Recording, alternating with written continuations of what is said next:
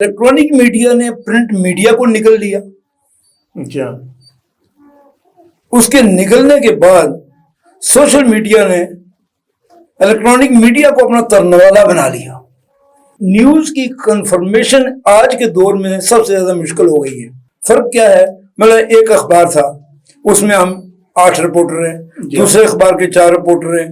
खसर लाहौर को मैं मजमूई तौर पर लेता हूँ कि तकरीबन 50-60 रिपोर्टर थे जो किसी एक फंक्शन में मौजूद हैं। अब इनके मुकाबले में 10 लाख रिपोर्टर है। अच्छा, SHO खुटियां की हैसियत से मैंने 13 इश्तिहारी गिरफ्तार किए। अच्छा, ये रिकॉर्ड है। मुस्लिम लीग नूर में मुझे मियां नवाज शरीफ ने मीडिया सेल इंचार्ज बनाया अपना, तो उसी मीडिया सेल इंचार्ज होने की हैसियत से वहां बैठे हुए मैंने मियां साहब पे कॉलम लिखा, मियां साहब अल्लाह मियां मत बनिए, मैं अरेस्ट हो गया। तो जुर्रत तो इसको कहते हैं ना। बिस्मिल्लाहिर्रहमानिर्रहीम।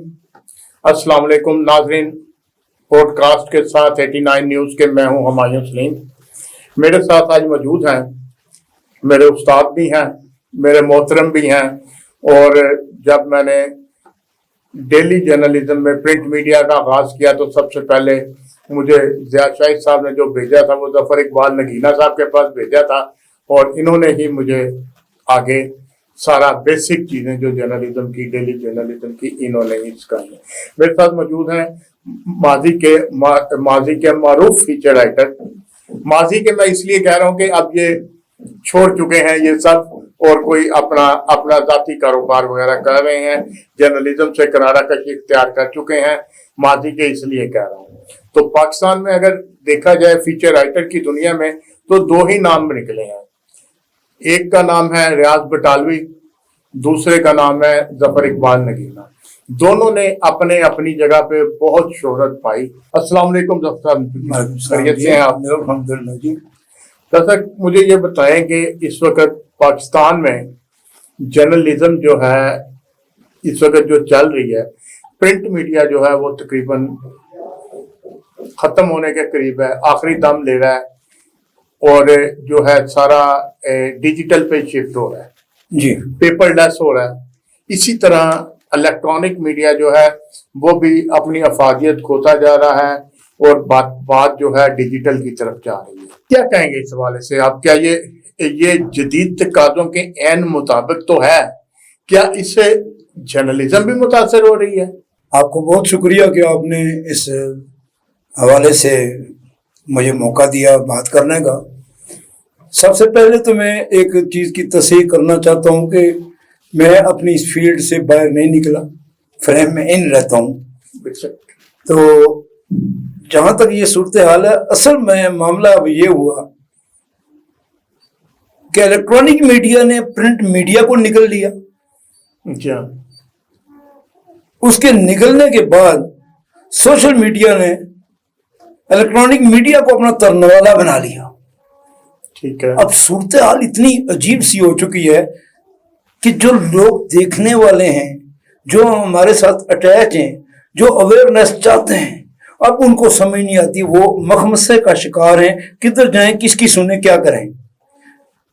न्यूज की कंफर्मेशन आज के दौर में सबसे ज्यादा मुश्किल हो गई है, क्योंकि सोशल मीडिया ने जो उथल पुथल की है, हालात क्यों, फर्क क्या है, मतलब एक अखबार था, उसमें हम 8 रिपोर्टर हैं, दूसरे अखबार के 4 रिपोर्टर हैं। खसर लाहौर को मैं मजमूई तौर पर लेता हूँ कि तकरीबन 50-60 रिपोर्टर थे जो किसी एक फंक्शन में मौजूद हैं। अब इनके मुकाबले में 10 लाख रिपोर्टर है। तो आप यहां से अंदाजा लगाएं ना कि जिस बंदे ने काम सीखा नहीं, सिर्फ अपने उठाया कैमरा चलाया और साथ ही फेंक दिया। अब ये फेक न्यूज लोग अक्सर मुझसे भी पूछते, मैं कहता हूं यार कंफर्मेशन कहाँ, कहते हैं जी कंफर्मेशन कहाँ करें, वो बताएं, चैनल बताएं। लेकिन मैं खुद बड़े तजब्जुब का शिकार होता हूँ कि किसी को क्या बतलाऊं कि हम किस दोराहे पे खड़े हैं। हमने हकीकतन अपनी जिंदगियों को दाव पर लगा दिया है, अपनी माशरत को दाव पर लगा दिया है। जो हालात पहले थे उसमें प्रिंट मीडिया में रिस्पेक्ट थी, यस, उसकी कोई अफादियत थी, جی ہاں، ایک لائن کی خبر مجھے یاد ہے کہ 4 لائنوں کی خبر لگاتے تھے نا تو پورا ڈپارٹمنٹ ہل جاتا تھا. بڑی بڑی سیٹوں پہ بیٹھے ہوئے لوگ پریشان ہو جاتے تھے کہ یہ کیا معاملہ ہے, اور اس کی تصحیح کرتے تھے, ایکشن ہوتا تھا. پھر کیا ہوا, الیکٹرانک میڈیا آ گیا. الیکٹرانک میڈیا نے ایک دوڑ دکھائی, کیمرے پکڑو, پہنچو, لاش اٹھائی. لیکن ہوا کیا, وہ لاشیں اٹھاتے رہ گئے, اور جو دوسرے تھے جو جنازے میں شریک تھے وہ خود رپورٹر بن گئے. اور پورے ملک میں سوشل میڈیا جو ہے نا اس لحاظ سے پورے ملک پہ چھا گیا. یہ اس قدر بے ہنگم دوڑ ہے کہ اس سے بچنا نکلنا بہت ہی مشکل ہے. لیکن ایک وقت تھا کہ صحافیوں کا شمار ہوتا تھا, وہ جی مجید نظامی, میر خلیل الرحمان, محمود شام ہو گئے, مجیب الرحمان شامی ہیں جناب, نام تھے. اب کسی کا نام لیں, اب کوئی ہے؟ بے شک کبھی نہیں ہے, اب کوئی بھی نہیں ہے. پورے ملک میں کوئی نام 4 گنوا دیں جو ان کے بعد آئے اور انہوں نے اپنا مقام بنایا ہو. کیوں؟ بزنس ہے. سوشل میڈیا پہ جو بیٹھا ہوا ہے وہ بھی ایک دوڑ میں لگا ہوا ہے. ڈیجیٹل والے انہوں نے اپنا کوشش کر رہے ہیں کہ کسی طرح معاملے کو کنٹرول کر کے بہتر سے بہتر بنایا جائے. لیکن یہ بنے گا کیسے؟ اس میں پبلک کی جو سپورٹ ہے نا وہ مسٹ ہے. پبلک کو پہلے آپ اپنا اعتماد دیں, ان کا اعتماد لیں. جب تک پبلک میں آپ اعتماد نہیں لیں گے, اعتماد دیں گے نہیں, تب تک تو کوئی بات کرنا ہی مشکل ہے. مثلا ایک خبر میں بھی دیکھتا ہوں سوشل میڈیا پہ, فلاں گرفتار ہو گیا. اب مجھے اس کی کنفرمیشن کے لیے کہاں جانا پڑے گا یہ بتائیں نا, کوئی راستہ ہی نہیں ہمارے پاس رہ گیا. جیو پہ لگائیں گے, جیو اس کی گرفتاری کے بجائے اس کی بارات دکھا رہا ہوگا. ایئر وائی پہ جائیں, وہ کہیں گے جناب وہ آج ہاسپٹل کا معائنہ کر رہے تھے. کیا کچھ سمجھ نہیں آ رہی کہ کدھر جائیں. وہ بندہ جو باربر کی شاپ پہ بیٹھا ہوا ہے, ٹی وی چینل دیکھ رہا ہے, اپنا ہر بندے کے ہاتھ میں, اب سمجھے کہ ہر بندہ رپورٹر ہے, اس کے ہاتھ میں کیمرہ ہے, اس کے ہاتھ میں موبائل ہے, اور وہ جو چاہے کر سکتا ہے. بس بلیک میلنگ اس سے اتنی زیادہ ہو گئی ہے. پرنٹ میڈیا نے بلیک میلنگ نہیں کی, میں خود پوری لائف اس پرنٹ میڈیا میں گزاری ہے. یہ جو بلیک میلنگ سوشل میڈیا کی ہے, ایک مجھے یاد آتا ہے پرانے دور میں ایک فلم ہوتی تھی, اس میں ایک ویلن تھا نا, تو اس نے اپنے ڈیرے پر ریٹ لگائے ہوئے تھے. کسی کی پگڑی اچھالنے کا ریٹ یہ, ٹانگ توڑنے کا یہ, کان مروڑنے کا یہ. یہی ہمارے سوشل میڈیا میں ہو گیا کہ بتائیں کس کی عزت اچھالنی. یہ ہے سوشل میڈیا کی اوقات. سر الیکٹرانک میڈیا میں بھی تو اب یہ ہو گیا نا, بالکل ایسے ہی, جو پریس ریلیز تھی وہ آج کی بریکنگ نیوز بن گئی ہے. اور اگر آپ تھوڑا سا پیچھے جائیں تو الیکٹرانک میڈیا سے پہلے ایوننگر اخبار آئے تھے. جی جی بالکل. اور ایسا بعض اوقات ایسا محسوس ہوتا ہے جس طرح آج کا جو الیکٹرانک میڈیا ہے نا, اوپر سے لے کے نیچے تک, میں کسی کا نام نہیں لے رہا, لیکن 100% وہ سارا اس دور میں چل رہا ہے جو ایوننگر اخبار تھے کہ جو چھوٹی سی خبر کو, ایک فضول سی خبر کو اتنی بڑی بنا کے دیتے تھے, ایکسپلائٹ کرتے تھے, خبر کو ایکسپلائٹ کرتے تھے. جس وقت خبر میں جاتے تھے ہم, خبر میں کچھ نہیں ہوتا تھا, صرف ہیڈ لائن صرف ہوتی تھی. تو ابھی الیکٹرانک میڈیا جو ہے وہاں پہ تو رپورٹر موجود ہے, اس کا رپورٹر کیوں پیچھے گیا, اس کا رپورٹر آج محنت کرنے کے لیے کیوں تیار نہیں ہے. پہلی بات تو میں ایک تھوڑی سی کلیئر کروں کہ آپ نے دیکھا ہوگا کہ پچھلے 25-30 سال میں کبھی کسی ایشو پہ زمیمہ نہیں چھپا. ہمارے دور میں زمیمہ فوراً ایک خبر ہوتی ہے. وہ اس کی وجوہات یہ ہے کہ 24 آور ٹی وی چل رہا ہے, زمیمے کی گنجائش ختم ہو گئی ہے, اسی لیے وہ سب کچھ ختم ہو گیا, باقی معاملات. اب ضرورت یہ ہے کہ ہم اپنی ذمہ داریوں کو نبھائیں. ایک رپورٹر ایک بند کمرے میں بیٹھ کے خبریں بنا رہا ہے, کریٹ کر رہا ہے, کسی کا فون آ گیا, یا نہیں جی فکر ہی نہیں کرے, میں بھی بنا دیتا ہوں. کیا بنا دیتے ہو, آپ کو پتہ ہی نہیں وقوع کہاں ہوا ہے, معاملہ کیا ہوا ہے. دیکھیں میں نے اس معاملے میں الحمدللہ پورے ملک کو معلوم ہے کہ پورے پاکستان میں کوئی شہر, کوئی قصبہ ایسا نہیں جہاں میں فیچر رپورٹنگ کے لیے نہیں گیا. نہیں گیا تو 2 جگہ میں بہت کم گیا. کہ آپ اندازہ لگائیں کہ 32 سال میں کرائم فیچر رائٹر ہونے کے باوجود 32 سال میں لاہور کے صرف 2 پولیس اسٹیشنوں میں گیا. کبھی پولیس جانے کی تھانے ضرورت ہی نہیں ہوتی تھی. میں نے اپنا کام کیا, پولیس اپنا کام کرے. آخر مجھے یہ سب کچھ دکھانے کے لیے اب کئی بار اپنے گیٹ اپ بدلنے پڑے. میں داتا صاحب بیٹھ گیا ملنگ بن کے, تو جس بندے کو میں واچ کر رہا تھا اس سے 90 بچے برآمد ہوئے, کورٹ نے اسے 90 سال کی سزا دی. آپ ایک دفعہ 3 دن کے لیے SHO بھی بنے تھے, وہ کیا قصہ تھا؟ وہ اس طرح تھا کہ میں جب کوئی چیز بناتا تو لوگ کہتے تھے کہ یہ پولیس تو اتنی منظم اور معاملات ہیں. میں نے کہا کہ چلے کر کو کچھ دیکھتے ہیں. میرا ہی ایک ہم نامی تھا شخص, اس کا ٹرانسفر ہوا ڈسٹرکٹ قصور, پولیس تھانہ کھٹیاں. تو اس سے میرے رابطے تھے. میں نے میر شکیل الرحمان صاحب سے بات کی تو ہم نے اس کو اپنے اعتماد میں لیا اور اس کی جگہ یونیفارم پہن کے میں پولیس تھانہ کھٹیاں کا انچارج ہو گیا. SHO کھٹیاں کی حیثیت سے میں نے 13 اشتہاری گرفتار کیے. اچھا, یہ ریکارڈ ہے. 13 اشتہاری گرفتار کیے. قریبی بستی تھی الہ آباد کے پاس, چونیاں کی طرف جائیں تو وہاں رضادہ نامی بڑا بدماش تھا جو لوگوں کے مویشی بھی چوری کر کے لے آتا تھا, اپنے گھر میں ڈیرے پہ باندھتا تھا اور پھر ویسے لے کے پھر دے بھی دیتا تھا. اچھا, پہلا بندہ ہوں میں جس نے اس کو گرفتار کیا. اچھا, جب اس کو میں نے گرفتار کیا تو شور مچا, اور کمال یہ تھا کہ SHO کی یونیفارم پہنے ہوئے میں SP قصور کے پاس پیش ہوا, فائل دی اور پھر میں واپس آیا اور مجھے گڈ مارکس ملے.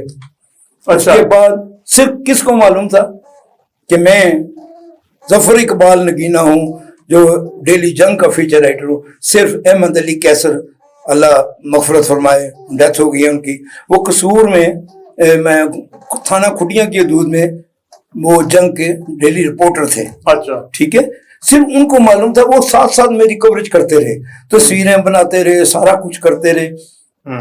تو یہ حالانکہ اس کو بھی جب اٹھنے جاتا تھا تو میں 50 100 500 200 روپیہ دے دیتا تھا.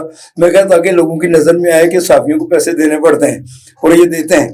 تو اس فیچر کے بعد یہ ہوا کہ سارا تھانہ سسپینڈ ہوا. SP صاحب بھی گھر چلے گئے, DSP بھی گھر چلا گیا. مجھے IG سردار محمد چودھری صاحب نے بلایا اور میری اس ورک پہ مجھے 1 لاکھ روپیہ انعام دیا. اچھا, انہوں نے کہا کہ آپ نے ہماری اصلاح کی ہے.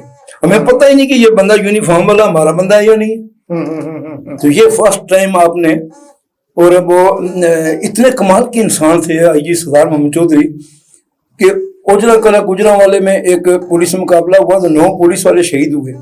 تو میں نے انہیں ریکویسٹ کی, میں نے کہا جی عید چھوٹی آ رہی ہے, 8-9 بندے شہید ہوئے ہیں, تو سب کے عید کارڈ آتے ہیں مارکیٹ میں, پولیس کا عید کارڈ کبھی بھی نہیں آیا 14 اگست سے لے کے آج تک 47 سے لے کے. انہیں یہ تجویز میری پسند ہوئی اور انہوں نے اسی وقت پرنٹ آرڈر دیا 56,000 عید کارڈ پرنٹ کرنے کا. اچھا, انہوں نے کہا جی 55,000 ہماری فورس ہے, 56,000 کو کارڈ بنے گا. اور وہ پرنٹ ہوا اور پھر مجھے وہ لے کے گجرانوالہ DIG اظہر حسن ندیم تھے, وہاں جا کے اس کی اوپننگ کی اور وہ پورے پاکستان کے پنجاب کے تھانوں میں ہو گیا, سرکولیٹ ہوا. آج کے نوجوان رپورٹر کو آپ کیا نصیحت کرنا چاہیں گے؟ میں تو ان سے صرف یہ ریکویسٹ کروں گا, کیونکہ نصیحت کریں گے لفظ کا یوز کریں گے غصہ کر جاتے ہیں. میں ریکویسٹ کروں گا کہ بیٹے گھر میں بیٹھ کے کام نہیں ہوتے, گھر سے نکلنا پڑتا ہے, دفتر سے نکلنا پڑتا ہے. آسائشیں چھوڑیں, تھوڑی سی تلخی برداشت کریں. آپ یقین کریں کہ میں فیچر رائٹنگ کے لیے جب کسی علاقے میں گیا تو مجھے یہ بھی نہیں پتا ہوتا تھا کہ شام کو واپس میں جاؤں گا, کہاں جاؤں گا. رات کو میں نے آخر رہنا بھی ہوتا تھا. وہ جو دوران ہے انٹرویو, لوگوں سے ملنا, اسی کے دوران میں 2 کام کرتا تھا. ایک سٹوری بناتا تھا, پھر اپنے رات رہنے کی جگہ کا بھی انتظام کراتا تھا. اچھا, میرا آخری سوال آپ سے یہ ہے, آپ نے بھی دنیا پھری ہے, تو یہ بتائیں کہ برطانیہ اور دیگر ممالک میں رپورٹنگ کا معیار کیا وہاں بھی اسی طرح گر گیا یا وہاں ابھی تک قائم ہے؟ نہیں جی, وہاں تو رپورٹنگ کا معیار کیا ہے؟ معیار یہ ہے کہ آپ کسی کو بلیک میل نہ کریں, جھوٹی نیوز نہ چلائیں. برطانیہ میں یہ جرت کوئی نہیں کرتا. آپ خود بھی برطانیہ گئے ہیں اور میں نے پوری زندگی, میں جب جاتا ہوں تو میرے کزن جو ہے نا وہ کہتے ہیں بھائی یہ پاکستان نہیں ہے, ذرا احتیاط سے خبر لگانا. لیکن وہاں بڑا کچھ دیکھنا پڑتا ہے. معیار انہوں نے برقرار رکھا ہوا ہے, یہ نہیں ہے. لیکن ہم گراوٹ کی انتہا تک چلے گئے. میں بڑے سخت لفظ یوز کر رہا ہوں لیکن میں حقیقت کہہ رہا ہوں. حقیقت کہنا جرم نہیں ہے. بے شک حقیقت کہنی چاہیے کہ ہمیں نہ رشتوں کی پہچان رہی ہے نہ رشتوں کی قدریں ہم جانتے ہیں. سب کچھ بھول بلا بیٹھے ہیں. کیا جس پارٹی کے ساتھ میری اٹیچمنٹ ہے, میرا تن من دن سب کچھ اس کے لیے وقف ہو گیا. بھائی اب کی صافت کدھر گئی؟ چھوڑو یار اس کو, آپ اپنی ڈیوٹی دو. میرے ساتھ یہ ہوا, میں ابھی یہاں مسلم لیگ نور میں مجھے میاں نواز شریف نے میڈیا سیل انچارج بنایا اپنا.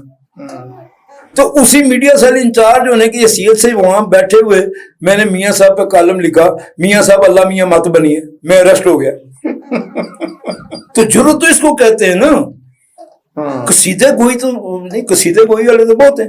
پورے ملک میں چیلنج ہے کہ کوئی بندہ کسی پاکستان میں کسی جگہ میرے نام کا کوئی پلاٹ دکھا دے, میرے اکاؤنٹ کو دکھا دے کہ اس میں گورنمنٹ نے یہ پیسہ بھیجا ہے, پھر لکشمی چوک میں مینار پاکستان تختہ دار پہ لٹکا دیں. بہت شکریہ ظفر صاحب ٹائم دینے کا. انشاءاللہ ملاقات ہوگی دوبارہ انشاءاللہ. آپ کے بہت شکریہ. بہت ناظرین اس کے ساتھ ہی اجازت دیجیے. خدا حافظ.